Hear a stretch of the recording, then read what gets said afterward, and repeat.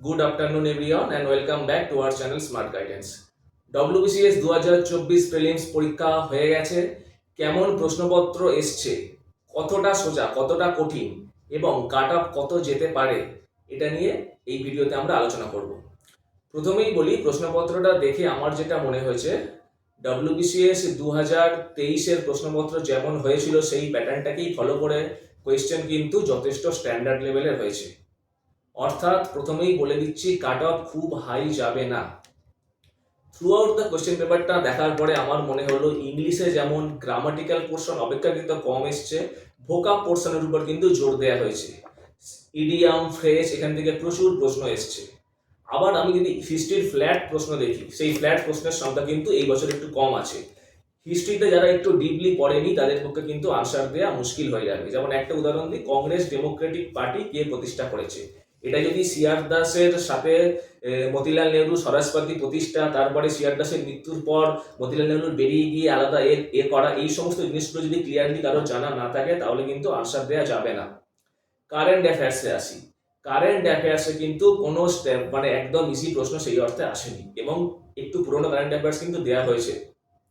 প্রথমেই বলি যে কারেন্ট অ্যাফেয়ার্সের ভিতর থেকে প্রশ্ন করা হয়েছে।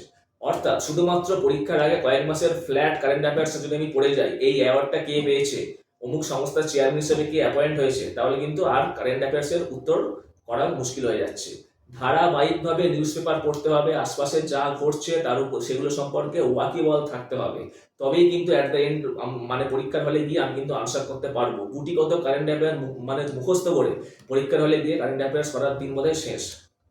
এবার যদি আমি অন্যান্য জায়গাগুলো আসি, জিওগ্রাফিতেও আমি বলবো বেশ স্ট্যান্ডার্ড কোয়েশ্চেন হয়েছে। বেশ কিছু কোয়েশ্চেন দেওয়া হয়েছে যেগুলো কিন্তু ডিপলি না পড়লে করা যাবে না। যেমন একটা ড্যাম থেকে প্রশ্ন এসেছে, যেখানে কোন ড্যাম কোন রাজ্যে অবস্থিত, চারটেই না জানলে কিন্তু আনসার দেওয়া মুশকিল। ঠিক আছে। ইন্ডিয়ান পলিটি যদি বলি, পলিটি থেকে মোটামুটি আমি বলবো মডারেট লেভেলের প্রশ্ন এসছে, কিন্তু কেস থেকে দেখলাম একটা প্রশ্ন এসছে। প্রিলিমিনারিতে জেনারেলি কেস দেওয়া হয় না, কিন্তু এতে একটা কেস থেকে প্রশ্ন এসছে। ঠিক আছে। ইকোনমিক্সের কোয়েশ্চেন আমি বলবো কনসেপ্ট ক্লিয়ার না থাকলে এই প্রশ্নে কিন্তু আনসার করা মুশকিল। শুধুমাত্র তথ্য নির্ভর করে গিয়ে পরীক্ষার হলে ভালো রেজাল্ট করা মুশকিল হয়ে যাবে। বেশ, এবার আমি আসি ম্যাথ এবং রিজনিং পোর্শনটাতে। ম্যাথ রিজনিং এ আমি বলবো মডারেট লেভেলের কোয়েশ্চেন হয়েছে। দু একটা প্রশ্ন আছে যেগুলো একটু ট্রিকি, একটু ভেবে করতে হবে ম্যাথসে। রিজনিং একটা প্রশ্ন আছে যেগুলো ঠিকঠাক ভাবে ড্র করতে হবে, যে নর্থে গেছিল, নর্থ ওয়েস্ট, সাউথ এরকম ভাবে দেয়া আছে। এই প্রশ্নগুলো যদি কেউ ঠান্ডা মাথায় করতে পারে তাহলে আমি বলবো যে মোটামুটি ভাবে কিন্তু একটা ভালো নাম্বার এখান থেকে স্কোর করা যায়, তবে ইজি আমি বলবো না। এই হলো মোটামুটি কোয়েশ্চেন পেপারের অ্যানালাইসিস। তো কোয়েশ্চেন পেপার দেখে আপাত দৃষ্টিতে আমার যেটা মনে হয়েছে, যেটা একদম শুরুতেই বললাম, স্ট্যান্ডার্ড লেভেলের প্রশ্ন হয়েছে। যারা আন্দাজে করতে যাবে তাদের কিন্তু নেগেটিভ হয়ে যাওয়ার সম্ভাবনা প্রচুর থাকবে। যারা একদম জেনে করবে তাদের পক্ষে ঠিক আছে। তো কাট অফ কত যাবে এই মুহূর্তে বলাটা একটু বোকামি। যারা এক্সাম দিয়েছে তাদের এক্সাম রিভিউ অ্যানালাইসিস করা প্রয়োজন। কতজন আলটিমেটলি পরীক্ষা হলে উপস্থিত ছিল সেই সংখ্যাটা ইত্যাদি, নানান জিনিস, এবং তার সঙ্গে অবশ্যই কোয়েশ্চেনের যে লেভেল, সব মিলিয়েই কাট অফ প্রেডিকশন করা যায়। তবু যদি ইনিশিয়ালি কেউ জানতে চায়, আমার পার্সোনাল যেটা ওপিনিয়ন, হয়তো এখনো পর্যন্ত কোনো চ্যানেলে কেউ কাট অফ বলেনি, আমার ধারণা 105, 103 থেকে 105 এইটাই কাট অফ যাবে। আরো কমতে পারে হয়তো কাট অফ।